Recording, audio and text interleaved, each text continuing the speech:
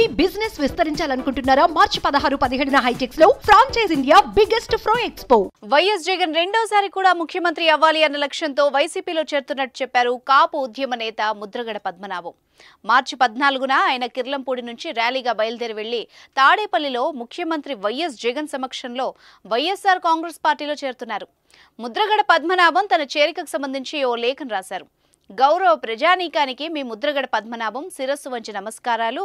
ఈ మధ్య జరిగిన రాజకీయ పరిణామాలు మీ అందరికీ మీడియా ద్వారా తెలుసు అని అనుకుంటున్నాను.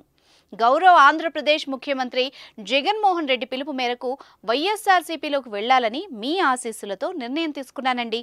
మరలా వాళ్లని ముఖ్యమంత్రి పీఠంపై కూర్చోబెట్టడానికి ఎటువంటి కోరికలు లేకుండా వారి విజయానికి మీ సహకారంతో పనిచేయాలని నిర్ణయించుకున్నాను. వాళ్ల ద్వారా పేదవాళ్లకి మరెన్నో సంక్షేమ పథకాలతో పాటు వీలైనంత అభివృద్ధిని వాళ్లతో చేయించాలని ఆశతో ఉన్నాను. మీ బిడ్డనైన నేను ఎప్పుడూ తప్పు చేయలేదు, చేయను కూడా. ఈ నెల 14న ఉదయం 8 గంటలకు కిర్లంపూడి నుంచి తాడేపల్లికి ప్రయాణం అవుతున్నాను.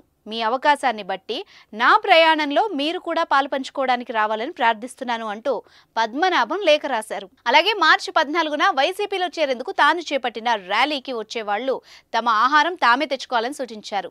కిర్లంపూడి, పత్తిపాడు, జగ్గంపేట, లాలా చెరువు, వేమగిరి, రావులపాలెం, తణుకు, తాడేపల్లిగూడెం, ఏలూరు, విజయవాడ మీదుగా తాడేపల్లికి వెళ్తున్నట్టు రూట్ మ్యాప్ను తన లేఖలో ముద్రగడ పద్మనాభం ప్రస్తావించారు.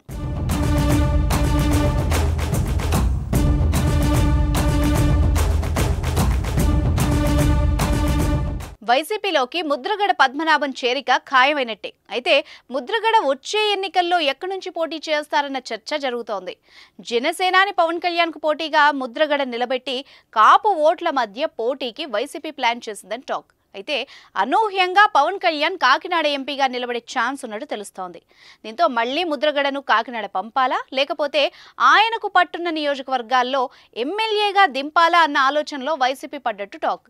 జనసేనాని ఎక్కడి నుంచి పోటీ చేస్తారో చెప్పే వరకు ముద్రగడ సీటును వైసీపీ ఖరారు చేస్తుందో లేదో చూడాలి.